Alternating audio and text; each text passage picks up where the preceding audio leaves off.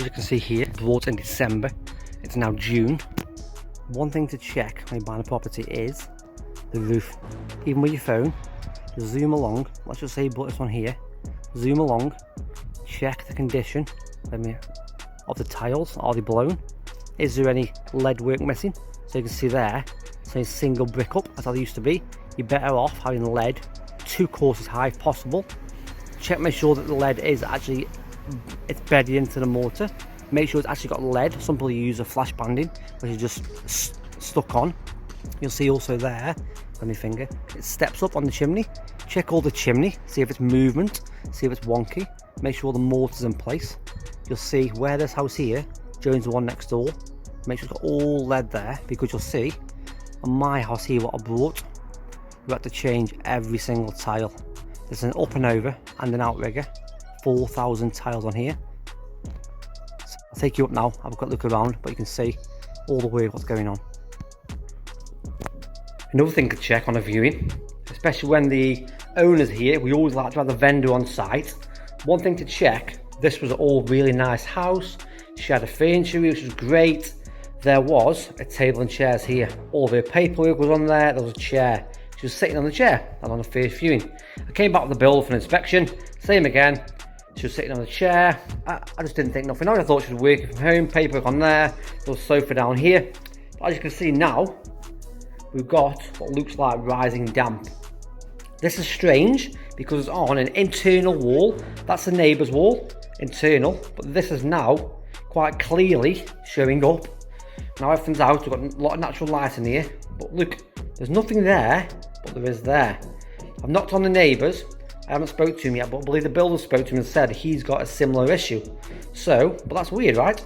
So this side where she was sitting, we've got nothing at the bottom, we've got a patch, we've got nothing around the patch, we've got a bit down the bottom again, but I couldn't get in here because she was in the way, which I should have asked really, but look at this. That socket is rusty. It's not wet, it's just rusty, but you can clearly see the wet patch here. So something's happening around here. We pulled the floors up for inspection.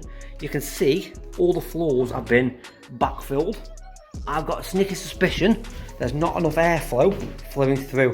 Let me just show you now. So go down here, you'll see this here soil. Now I put this, it's just literally a lot of backfill and a bit damp, but I'll show you. But let's just see, all soft. But what it has years ago, I'll show you out the front of the men, there's an air vent at the front, there'd be one at the back, the air flow through the building, keep it dry.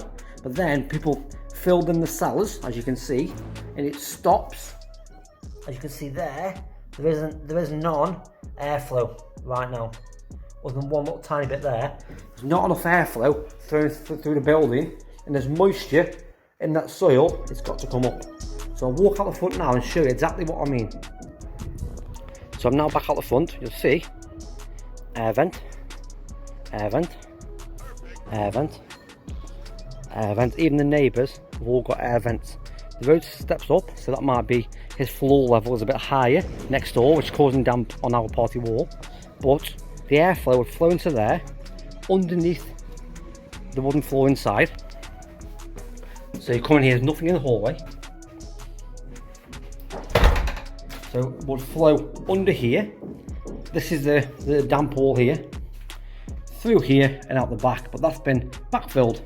So I don't know if you can see in here, but 1 second, there was a bit of a wet patch here, seems to have gone again, but it was on that wall, and now it's starting to flake off on this wall. I'm not saying it was, but maybe the vendor, who was all nicely painted, has painted over a few weeks before all the viewings were taking place.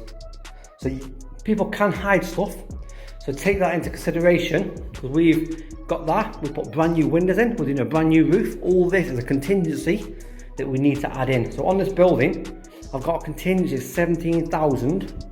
The windows alone have cost me to pay 3,800 for windows. That's a bay window, by the way. Front door and the back door all composite. And then the fitting. So the money can soon disappear by doing stuff like this. If you are literally not having enough contingency, but you've also not seen a possible problem. So upstairs is literally there. I'll show you something else a bit later, but yeah, so check see if there was a basement. If the basement's been filled in, and that could be a possibility of the reason why not enough airflow coming through. And as I said, next door neighbours stepped up, so if they're that far, that could be their floor level, and they could have backfilled their soil to literally there. And now their soil is transferring through the wall onto the party wall and then coming up here. And that could be exactly why it's like that on the party wall. So you might ask what we're going to do. So we're going to hack off up that data rail, that's 1 meter. We're going to drill and inject anyway, stop it coming up. We're going to increase the airflow into the basement, so we're going to check outside, put some more down there, and then we're going to let that dry. We're going to sand and cement render. We're going to let that dry, and then we're going to overboard that to make it all back to new. So I hope that's helped in regard to checking properties correctly. So going back to that roof outside, when we bought this building, we saw this was physically all visible. And you think if the front goes up, the back comes down, and there's a valley. Because that roof comes this way, and this roof here goes down that way. So there's a valley coming down. We got up in the roof here with some ladders. 2 seconds, we got up here, and we can see it was leaking. Also, you can see that there, and in the bedroom, same wall, all of this here as well. So also when we come into here, there was a patch all here, and there was a bit of cracking, so we knew there was a roof issue. So this is why we contingency for the roof.